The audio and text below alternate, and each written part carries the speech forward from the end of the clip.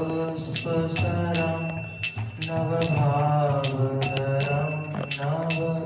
नवलास्यकरं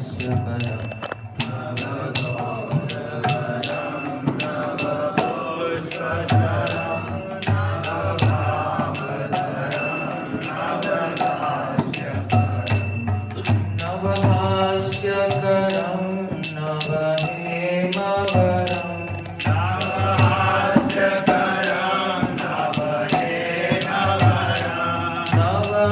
नवहास्यकरं नवहेमवरं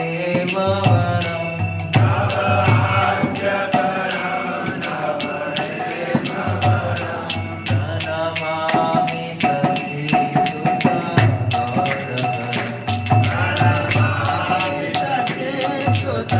सतीसुतगौरवरं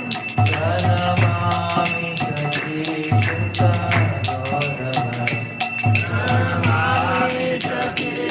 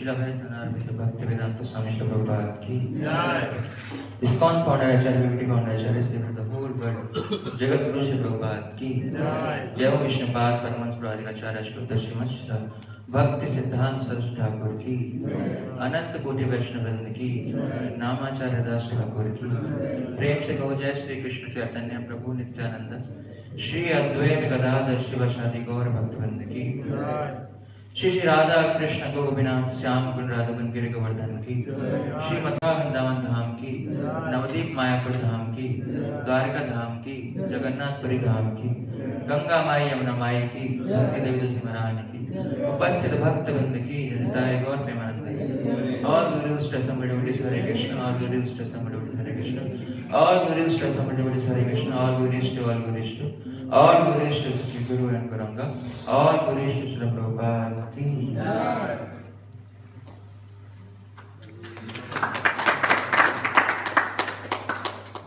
जय जय श्री चैतन्य जय नित्यानंद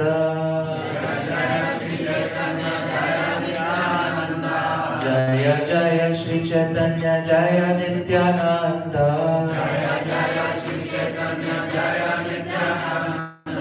जय दत्त चंद्र जय गौर भक्त वृंद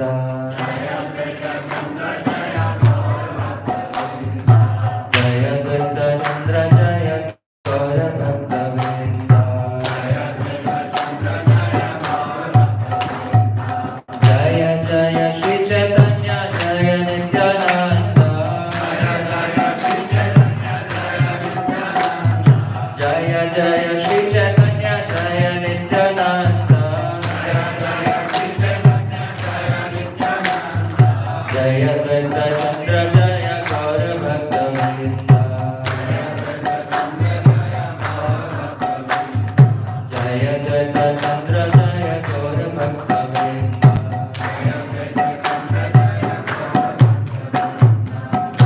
ओम अज्ञानतिमिरान्धस्य ज्ञानाञ्जनशलाकया चक्षुरुन्मिलितं येन तस्मै श्रीगुरुवे नमः श्रीचैतन्यमनोभीष्टं स्थापितं येन भूतले स्वयं रूप कदा मह्यं ददाति स्वपदान्तिकं वन्देऽहं श्रीगुरो श्रीयुतपदकमलं श्रीगुरुं वैष्णवांश्च श्रीरूपं साग्रजातं सहगण रघुनाथान्वितं तं सजीवं साद्वैतं सावधूतं परिजनसहितं कृष्ण चैतन्यदेवं श्रीराधा कृष्णपादान् सहगण ललिता श्रीविशाखान्वितांश्च हे कृष्ण करुणा सिन्धु दीनबन्धु जगत्पते गोपेश गोपिका कान्त राधा कान्त नमस्तुते तप्त कांचन गौरांगी वृंदावनेश्वरी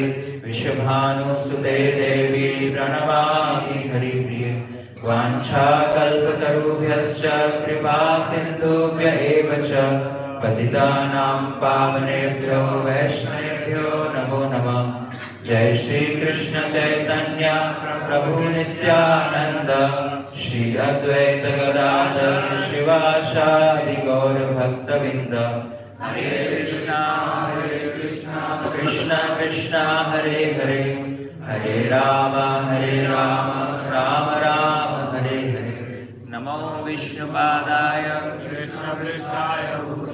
श्रीमते भक्तिवेदांत स्वामिनिति नामिने नमस्ते सरस्वती देवे गौरवाणी प्रचारिणे निर्विशेष शून्यवादी पाश्चात्य देशतारिणे।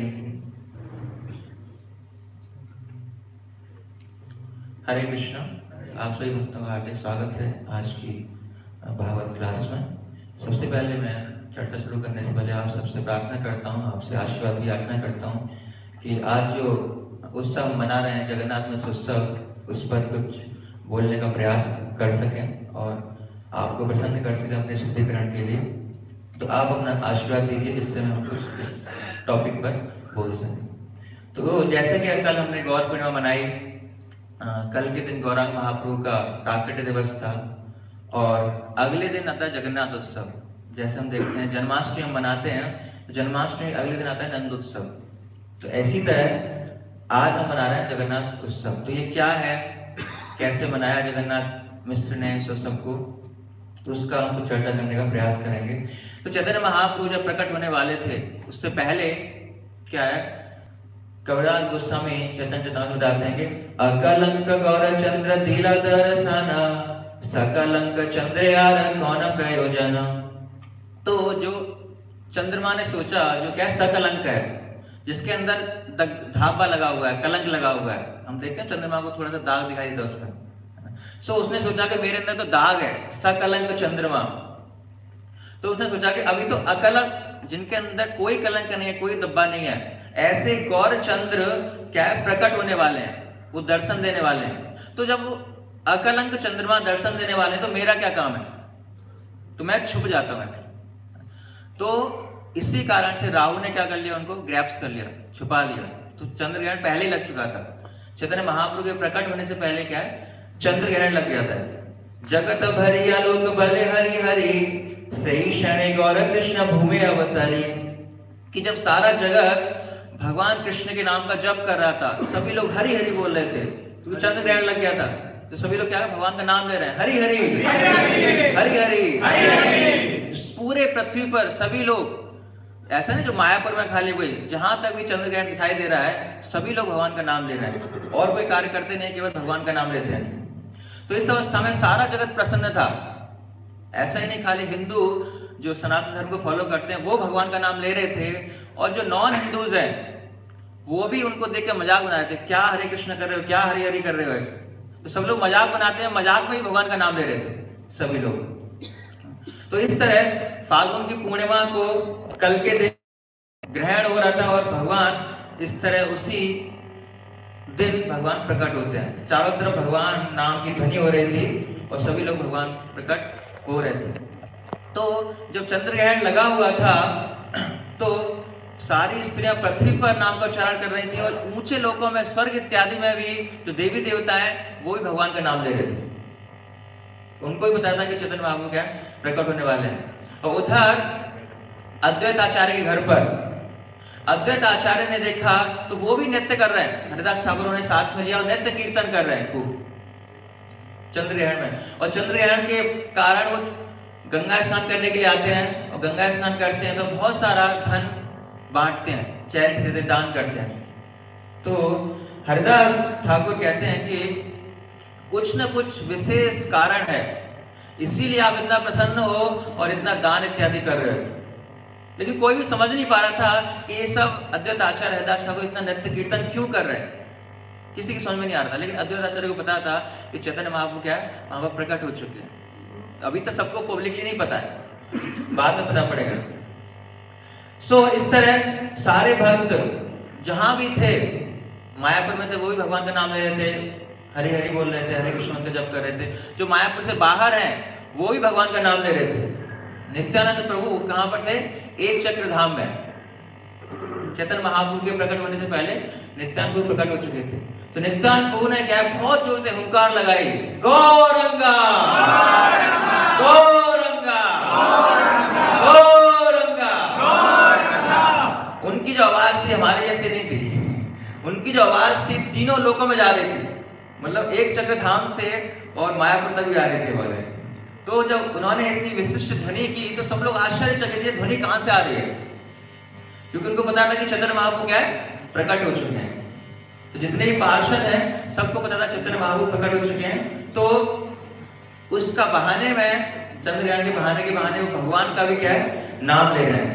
तो सभी लोग बहुत प्रसन्न हैं, सभी लोग गंगा स्नान कर रहे हैं, भगवान का नाम ले रहे हैं, और जाने अनजाने में भी कुछ लोग जान के नाम ले रहे हैं, और जो इतना फेवरेबल नहीं है, जिनके अंदर इतनी श्रद्धा नहीं है भगवान के प्रति, वो अनजाने में नाम ले रहे हैं। जैसे मैंने बताया मजाक उड़ाते, क्या हरि हरि कर रहे हैं, तो हंस रहे हैं और भगवान का नाम ले रहे हैं। तो भगवान के प्राकट्य के समय सभी लोग, जितने भी पृथ्वी पर लोग हैं, सभी लोग क्या है भगवान ने ऐसा अरेंजमेंट किया कि सब लोग भगवान का नाम ले रहे हैं।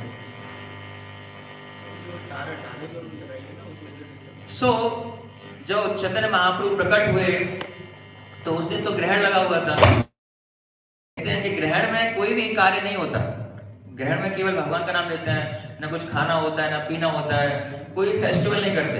हम क्या करते हैं, केवल भगवान का नाम लेते हैं, गंगा स्नान करते हैं। तो सबने गंगा स्नान किया, भगवान का नाम लिया, लेकिन कोई उत्सव नहीं मनाया। ऐसे ही जब भगवान कृष्ण प्रकट हुए थे तो रात के 12 बजे प्रकट हुए थे, तो उनका भी उत्सव क्या है, अगले दिन मनाया गया। तो ऐसे ही यहाँ पर भी तो चैतन्य महाप्रभु प्रकट हुए तो उनका भी उत्सव क्या है, अगले दिन मनाया गया, क्योंकि उस दिन कुछ नहीं हुआ, अगले दिन क्या है, उनका उत्सव मनाया गया।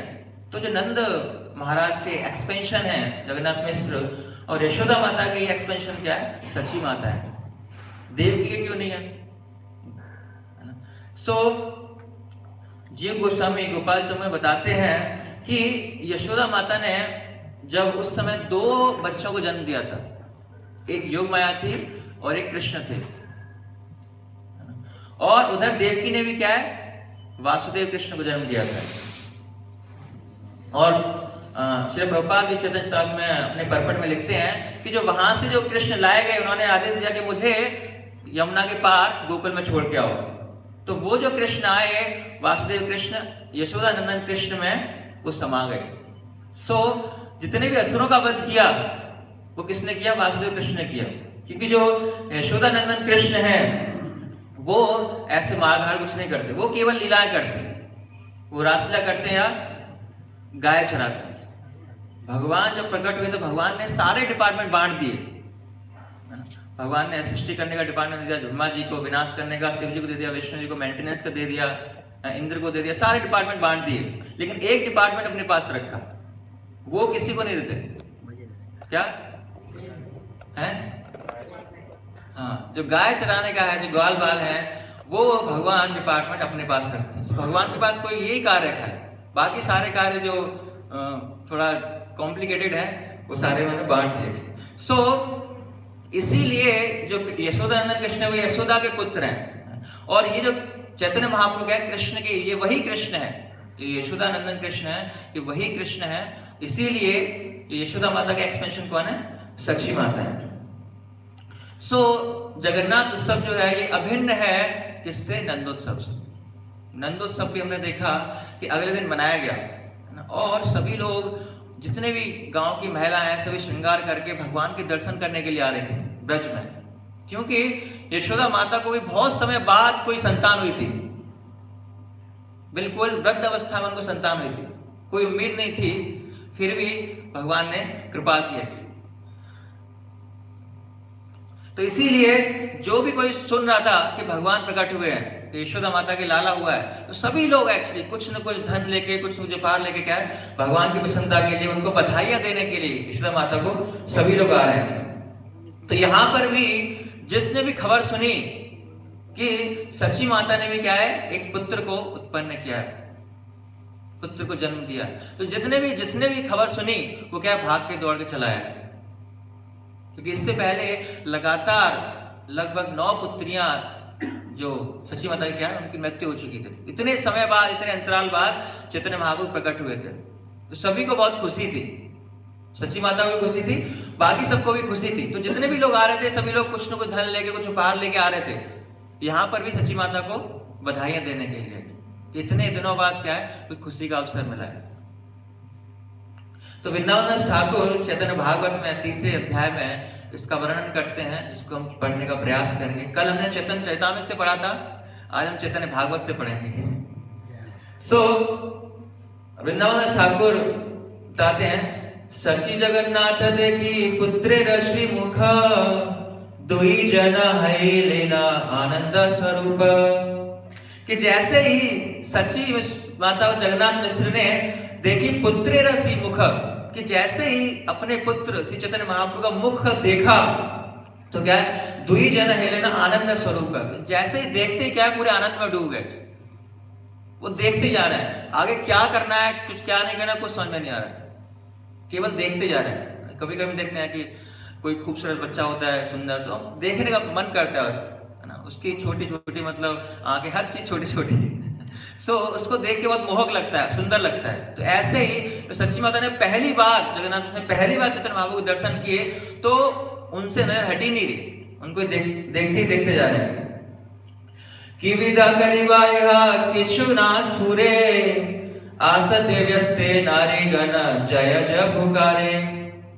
कि उनको देखने से सब लोग इतना भाव में आ गए कि उनको समझ में नहीं आ रहा है कि क्या करें क्या ना करें। कभी कभी हम में कोई व्यक्ति ऐसा आ जाता है तो ऐसा असमंजस में आते हैं क्या करें क्या ना करें। जैसे हम विदुर का उदाहरण देखते हैं कि विदुर के यहाँ जब भगवान कृष्ण जाते हैं तो विदुर और उनकी पत्नी विदुरानी है वो उन्हें समझ में नहीं आता क्या खिलाएं भगवान को, कहां से क्या अरेंज करें, है ना। कुछ नहीं दिखाई देता उनको, तो क्या है केले लेके आते हैं और इतना भाव में है कि उनको ये नहीं पता कि क्या खिलाना है और क्या फेंकना है। वो क्या है केले का छिलका खिला रहे हैं और केला फेंक रहे हैं। तो ऐसे यहाँ पर जब भगवान के दर्शन किए सबने तो कुछ समझ में नहीं आ रहा क्या करना है क्या नहीं करना है। सब लोग क्या है इधर उधर भाग रहे हैं और बहुत जोर जोर से क्या है भगवान का नाम ले रहे हैं, जय जय हरि हरि हरि हरि। सो ऐसे भाव में जब हम आते हैं, जब हमें कुछ समझ में नहीं आता तो हम दो तरह के कार्य करते हैं। या तो हम चुपचाप बैठ जाते हैं, है ना, कुछ समझ में नहीं आता चुपचाप बैठ जाते हैं। और दूसरा जब यहाँ पे लोग करें इधर उधर भाग रहे हैं विदुर की तरह, क्या करना है क्या नहीं करना है समझ में नहीं आया लेकिन फिर भी भाग रहे हैं क्या करना है। सो ये भाव की स्थिति में ऐसा होता है। इसके बाद दाइया आइले सबे यत आप्त गना आनंद हैला जगन्नाथेर भवना। तो जितने भी संबंधी हैं, है ना, जगन्नाथ मिश्र जितने भी संबंधी हैं, तो जिसके पास भी ये खबर पहुंच रही है कि सची माता के घर पे क्या है किसी बालक ने जन्म लिया है, तो जैसे ये खबर सुन के क्या है सब लोग दौड़े चले जा रहे हैं यह तो आप तक आना है। और क्या है आनंद, और ये देख के जगन्नाथ मिश्र के भवन में क्या है सारा भवन क्या है आनंद से भर गया है। इस श्रृंखला में क्या है श्रीवास ठाकुर की पत्नी है मालिनी, चंद्रशेखर आचार्य की पत्नी है, अन्य स्त्रियां सारी क्या है उन सची माता के घर पर दौड़ कर आ रही हैं। और चैतन्य महाप्रभु के जन्म के दिन ही जो अद्वैत आचार्य की पत्नी सीता देवी तो वो भी आती हैं और वो क्या है जगत भर के लिए पूजनीय है। जब भी कुछ होता था क्या है वो एक तरह से हेड थी वहां की, कहीं भी कुछ होता था उनको पहले बुलाया जाता था। तो उनको पता कि चैतन्य महाप्रभु प्रकट हुए हैं, तो जितना भी उनके घर में धन धान्य था आभूषण थे अद्वैत आचार्य से पूछ के, है ना, तब वो सारे धन को क्या है महाप्रभु की सेवा के लिए ले जाते हैं। और जब इतने सारे लोग आ गए तो पूरा जो सची माता घर था पूरा खचाखच भरा हुआ था, बिल्कुल भी स्पेस नहीं था। इसी तरह हम कृष्ण लीला में देखते हैं कि जो भी सुन रहा था क्या है सभी लोग पूरा गांव के गांव वहां आ रहे हैं, पता नहीं पड़ रहा कौन आया कौन नहीं आया, कुछ पता नहीं पड़ रहा। और उस समय नीलांबर चक्रवर्ती भी आते हैं और उन्होंने रात भर स्टडी की उनकी जन्म कुंडली की, और आगे अगले दिन आके क्या है वो बताते हैं क्या क्या इस बालक के अंदर लक्षण है, क्या कुंडली जो ज्योतिष शास्त्र इसके बारे में बताती है। महाराजा लक्षण सकल लगने कहे रूप देखी चक्रवर्ती हैला विस्मय। कि हर एक जो सिंबल है जो साइंस है वो इंडिकेट करता है कि एक महाराज बनेंगे। जो महाराज जो राजा होते हैं उसके अंदर जो सिम्टम्स होते हैं इनकी कुंडली में क्या है वो सारे सिम्टम्स हैं।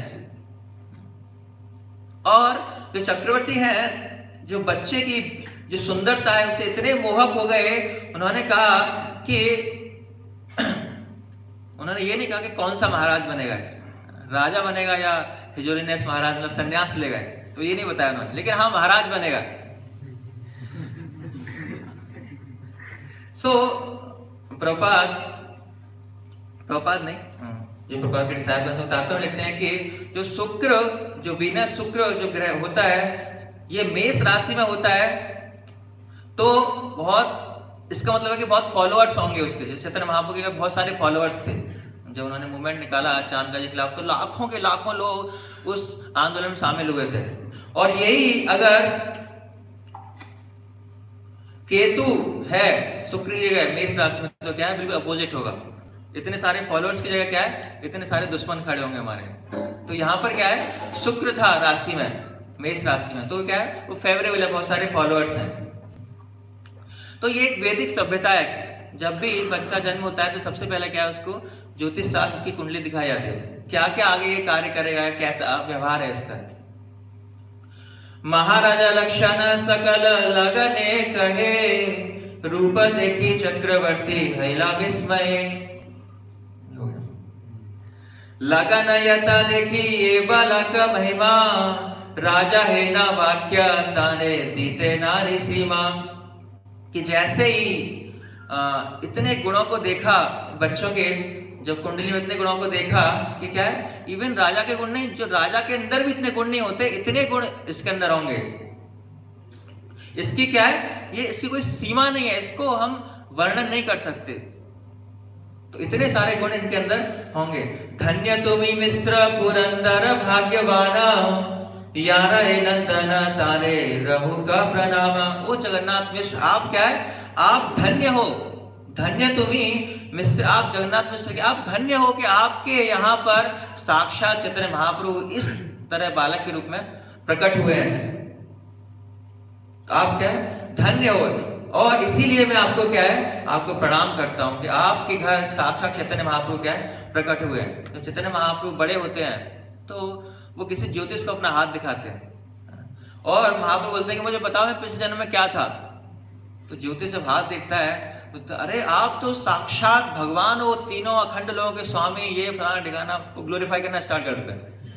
तो चैतन्य महाप्रभु कहते हैं नहीं भाई, आपको कुछ नहीं पता, मैं पिछले जन्म में क्या था, ग्वाला था, मेरे पास कुछ नहीं था, मैं तो गाय चराता था और तुमको कुछ नहीं पता।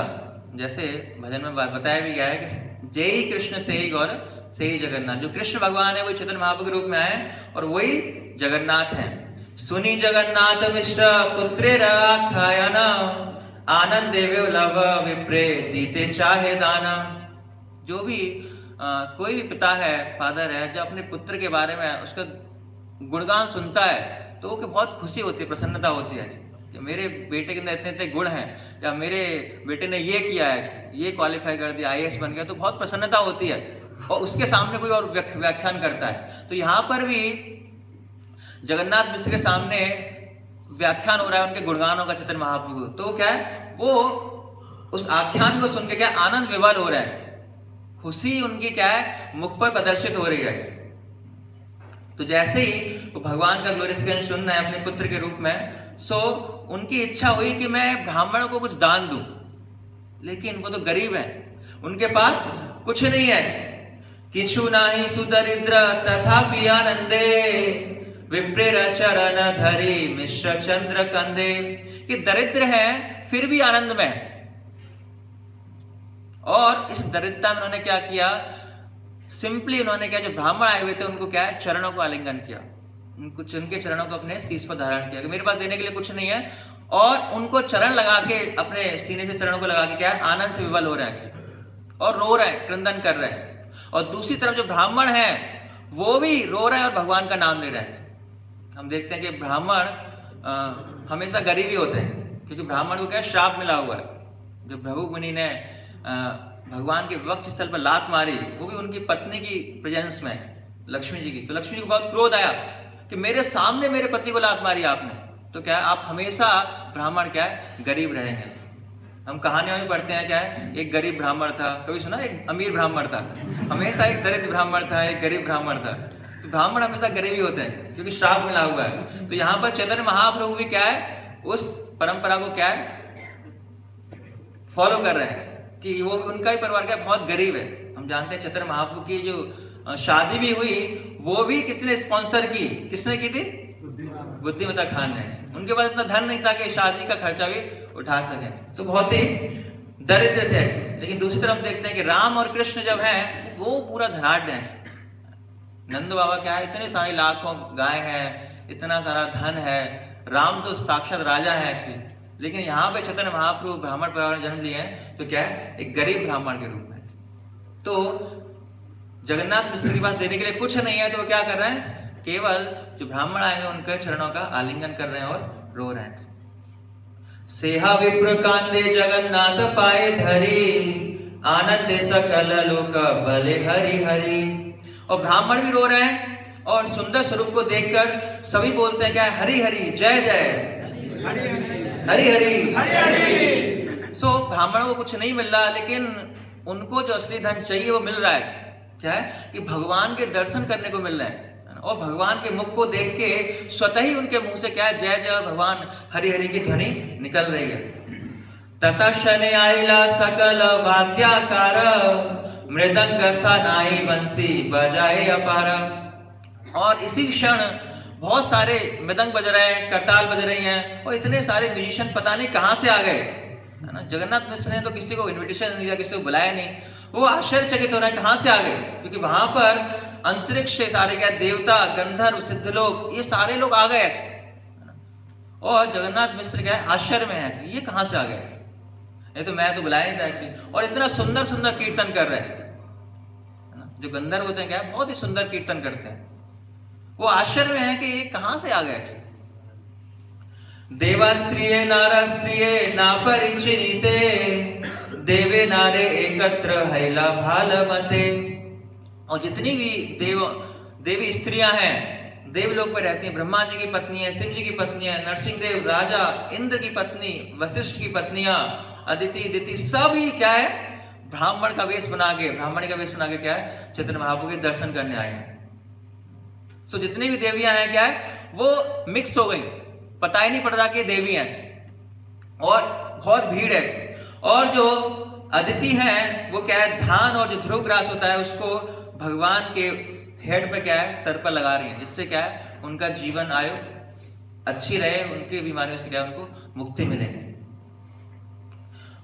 अपूर्व सुंदरी सभा सची देवी देखे, वार्ता जी ज्ञासिते करो ना ऐसे मुखे।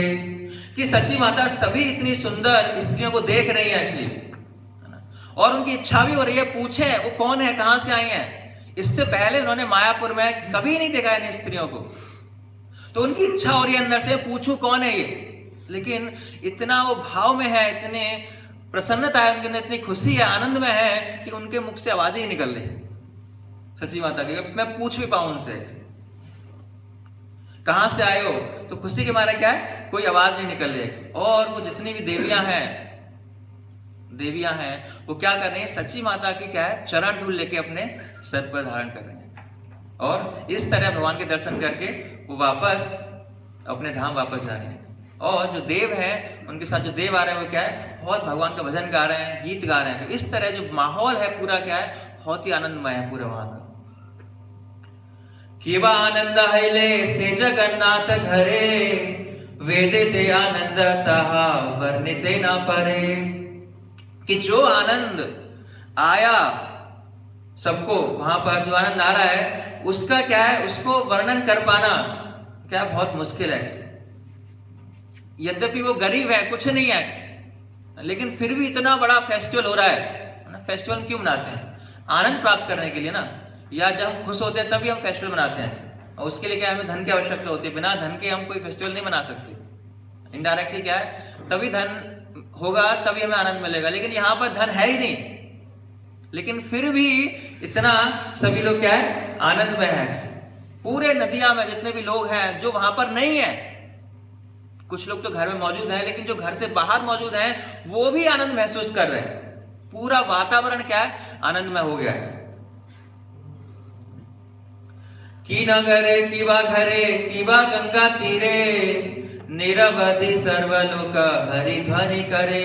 कि हर घर में, हर गांव में, हर गंगा के किनारे जो लोग हैं सभी लोग क्या कर रहे हैं भगवान का नाम ले रहे हैं, हरि हरि हरि हरि हरि हरि हरि हरि। ग्रहण लगा हुआ है तो क्या है सभी लोग भगवान का नाम ले रहे हैं। जन्म यात्रा महोत्सव निशय ग्रहणे, आनंद करे न केहा मर्म नाही जाने। कि जन्म तो रात को हुआ और महोत्सव क्या है अगले दिन हो रहा है। कुछ भी नहीं है, लेकिन फिर भी सभी लोग आश्चर्यचकित हैं कि ये तो इतना गरीब परिवार था, वो कैसे इतने लोगों को क्या है आनंद में है। सभी लोग खा रहे हैं, दान दे भी रहे हैं। वो जगन्नाथ में से वापस हम देखेंगे बाद में कि वो दान दे भी रहे हैं। तो इतना धन कहां से आ रहा है, इतना उत्सव कैसे बन रहा है, सभी क्या है मर्म नहीं जाने। मतलब कि इसका जो सार मर्म है, क्या कारण है, कोई नहीं जान पा रहा है। कैसे इतना बड़ा फेस्टिवल ऑर्गेनाइज कर दिया है। नंद उस समय तो चलो ठीक है, नंद महाराज तो बहुत अमीर थे, वहां पर तो जो होली होती थी वो क्या है, दूध और घी या दही से होली करते थे। हम तो क्या है, कीचड़ से होली करते, जो वेस्ट है बिल्कुल उससे होली खेलते हैं, है ना। लेकिन वहां पर जो सबसे यूजफुल चीज है उससे होली खेलते थे। लेकिन यहाँ पर क्या, यहाँ पर तो कुछ है ही नहीं, लेकिन फिर भी इतना बड़ा फेस्टिवल कैसे हो गया, तो सभी लोग आश्चर्य हैं। इसका जो कारण है वो जान नहीं पा रहे थे। कृष्णदास कविराज गोस्वामी चैतन्य चरितामृत में कहते हैं, मिश्र वैष्णव शांत अलपत शुद्ध दांत धन भोगे नहीं अभिमान पुत्रेर प्रभावयत। तो जगन्नाथ मिश्र का एक आदर्श वैष्णव है और वे शांत, इंद्रिय तृप्ति में संयमित, शुद्ध तथा संयमी थे, अतएव उनमें भौतिक ऐश्वर्य भोगने की कोई इच्छा नहीं थी। जो भी धन उनके दिव्य पुत्र के प्रभाव से आया, उसे उन्होंने विष्णु की तुष्टि के लिए ब्राह्मणों को दान में दे दिया। तो जितना भी धन आ रहा था वो अपने लिए कुछ नहीं रख रहे थे, वो क्या कर रहे थे, वो दान में दे रहे थे। तो ब्राह्मण का एक गुण है, वो क्या है, दान स्वीकार करता है और दान देता है। तो दान जो मिलता है उसमें से उतना ही स्वीकार करता है जितना उसकी आवश्यकता है, उसके अलावा क्या है, वापस दे देता है। चैतन्य जन्म यात्रा फाल्गुनी पूर्णिमा ब्रह्मा आदि तीर्थ करे आराधना, कि बहुत पुण्य तिथि है फाल्गुन की पूर्णिमा। ब्रह्मा इत्यादि देवी देवताओं ने भी क्या है, व्रत रखा है। हमने भी कल व्रत रखा था, कुछ लोगों ने तोड़ दिया था। तो उतने लोगों ने क्या व्रत रखा है, ब्रह्मा ने भी क्या है, हम कहते हैं ना गौरारती कहते हैं, आरती करें ब्रह्मा आदि देवगणे। तो ब्रह्मा जी साक्षात क्या है, आरती करते हैं गौरांग महाप्रभु की। तो उन सब ने भी क्या व्रत रखा है, फाल्गुन पूर्णिमा इतनी पुण्य तिथि है। परम पवित्र तिथि भक्ति स्वरूपिणी यानी अवतीर्थ है न द्विजमणि, कि ये जो तिथि है फाल्गुन की पूर्णिमा है क्या, बहुत ही पावन तिथि है, बहुत ही पुण्य तिथि है कि, और ये क्या देने वाली है, भक्ति स्वरूपिणी है, कि ये डायरेक्ट प्रेम भक्ति दे सकती है। अगर हम इस दिन इस तिथि में क्या है, व्रत रखते हैं, भगवान का नाम लेते हैं, तो प्रेम भक्ति हमें इस तिथि को पालन करने से मिल सकता है। तो जो भी इस उत्सव का पालन करेंगे, है ना, व्रत इत्यादि करेंगे, अच्छी तरह से धूमधाम से इस उत्सव को मनाएंगे, तो क्या होगा, उसे निश्चित रूप से क्या है, कृष्ण भक्ति मिलेगी। और केवल इसी उत्सव को नहीं, वृंदावन ठाकुर कहते हैं इसी उत्सव को नहीं, एक और उत्सव है, उसको भी मनाएंगे तो उससे भी यही फल मिलेगा। क्या है, नित्यानंद जन्म मागी शुक्ल त्रयोदशी गौरचंद्र प्रकाश फागुनी पूर्णमासी, कि नित्यानंद प्रभु का जन्म क्या है, माघ मास की शुक्ल पक्ष की त्रयोदशी को, नित्यानंद त्रयोदशी जो मनाते हैं, जो फरवरी मास में आती है, और गौरचंद्र का प्रकट हुए फागुन पूर्णिमा को है। तो नित्यानंद प्रभु करीब 13 साल पहले प्रकट हुए थे चैतन्य महाप्रभु से एक चक्र धाम में। तो जो फल गौरंग महाप्रभु का जो प्राकट्य दिवस है, फागुन पूर्णिमा है, उस पर व्रत इत्यादि से या उसका पालन करने से जो फल मिलेगा हमको, वही सेम फल क्या है, नित्यानंद त्रयोदशी जो है, माघ मास की शुक्ल पक्ष की त्रयोदशी है, उसमें भी पालन करने से क्या हमें वही फल मिलेगा। तो चाहे ये करें वो करें, तो हमें वही कृष्ण, दोनों तिथि क्या है, बहुत पुण्य है, उसमें सोच विचार नहीं करना। जैसे हम देखते हैं कि अक्षय तृतीया होती है, अक्षय तृतीया में क्या है कि कोई भी शुभ कार्य कर सकते हैं, उसमें पूछने की जरूरत नहीं है। जैसे हम देखते हैं ना कि अच्छा हमें ये प्रवेश करना है, ये शुभ कार्य करना है, तो कौन सी तिथि को कर सकते हैं। तो अक्षय तृतीया एक ऐसी तिथि है जिसमें हम कोई भी कार्य कर सकते हैं, उसमें पूछने की आवश्यकता नहीं है। तो इसी तरह जो नित्यानंद त्रयोदशी है और जो गौरांग महाप्रभु का प्राकट्य है, गौर पूर्णिमा है, वो तिथि भी क्या इतनी ऑस्पिशियस है कि हम कोई भी शुभ कार्य कर सकते हैं और ये हमें भक्ति प्रदान करने वाली है। तो जो भी इन तिथियों का पालन करेगा, उससे क्या है, जितने भी अंधकार है, अविद्या है हमारे अंदर, वो सारी क्या है, नष्ट हो जाएगी और हमें भगवान गौरांग महाप्रभु नित्यानंद प्रभु के चरणों में क्या है, प्रेम प्राप्त होगा। जो भी इन तिथियों का पालन करेगा उसको, जो नहीं करेगा, जिसने व्रत तोड़ दिया उसको नहीं मिलेगा। ईश्वरेर जन्म तिथि ये है ना पवित्र वैष्णवेर से ही माता तिथिर चरित्र, कि इसके साथ साथ जो वैष्णवों की तिथि है, जिस दिन वैष्णव प्रकट होते हैं, तो वो भी बहुत महत्वपूर्ण है। जैसे श्रील प्रभुपाद हैप्पीनेस डे मनाते हैं, नंदोत्सव वाले दिन है, सो उस दिन भी हमें क्या है, पालन करना चाहिए। तो ऐसे वैष्णवों की तिथि भी है और नंदोत्सव ये क्या है, वो डबल बेनिफिट है उस दिन में कि हम नंदोत्सव भी मना रहे हैं और श्री प्रभुपाद जी का जो प्राकट्य दिवस है उसको भी मना रहे हैं। तो जो भी सेलिब्रेट करेगा क्या है, उसे दुगना लाभ मिलेगा उस दिन है।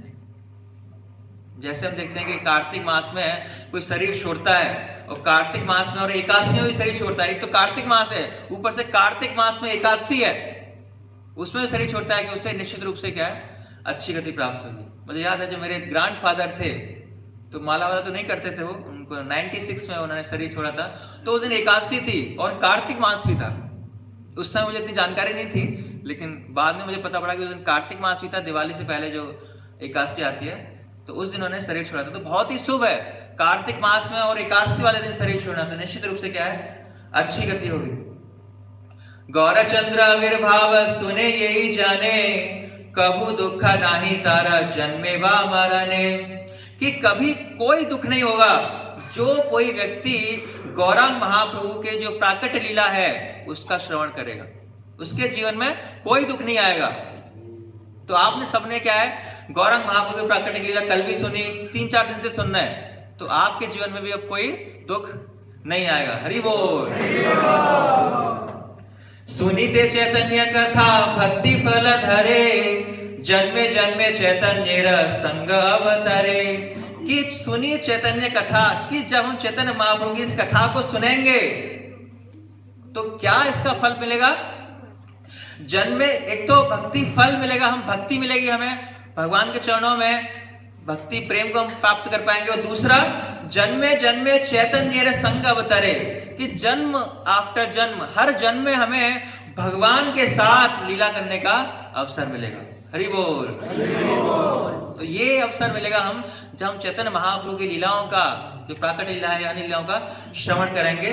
तो इस तरह यहाँ पर वृंदावन ठाकुर अंतिम विराम देते हुए अंत में कहते हैं कि जो भगवान की लीलाएं हैं, जो प्राकट्य है, उनकी लीलाएं अनंत हैं एक्चुअली, उसको वर्णन कर पाना बहुत मुश्किल है मेरे लिए। तो जितना मेरे अंदर स्ट्रेंथ थी उतना मैं, जितना मुझे भगवान ने अलाउ किया उतना मैं भगवान की लीलाओं को यहाँ पर वर्णन कर पाया। लेकिन जो भगवान की लीलाएं हैं वो एंडलेस हैं, उनका कोई अंत नहीं है, लिमिटलेस है। और जितना उन्होंने मुझे कृपा की उतना ही मैं क्या है, भगवान के लिए बोल पाया। इसीलिए लास्ट में वृंदावन दास ठाकुर कहते हैं कि मैं लास्ट में जो गौरचंद्र भगवान हैं और जो उनके पार्षद हैं, मैं उनको सादर नमस्कार करता हूँ और उनके चरणों में जो मैंने अगर अपराध किए तो उनसे मैं क्या है, क्षमा की याचना करता हूँ। तो इस तरह तीसरे अध्याय में वृंदावन दास ठाकुर जो चैतन्य महाप्रभु की प्राकट्य लीला है, जगन्नाथ मिश्र उत्सव का वर्णन करते हैं, बहुत ही सुंदर वर्णन। और इसका हमने फल भी पढ़ा कि अगर इसका हम श्रवण करते हैं तो हमें क्या मिलेगा, भक्ति मिलेगी। और दूसरा क्या मिलेगा, भगवान गौरांग महाप्रभु की लीलाओं में क्या है, हमें पार्टिसिपेट करने का मौका मिलेगा। तो आज का दिन हमारे लिए बहुत महत्वपूर्ण है, कल का भी दिन बहुत महत्वपूर्ण है और आज का भी दिन है, क्योंकि आज का और कल का बहुत कंबाइंड है, दोनों में फर्क नहीं आता। क्योंकि कल सेलिब्रेट नहीं कर पाए थे इसीलिए आज सेलिब्रेट किया।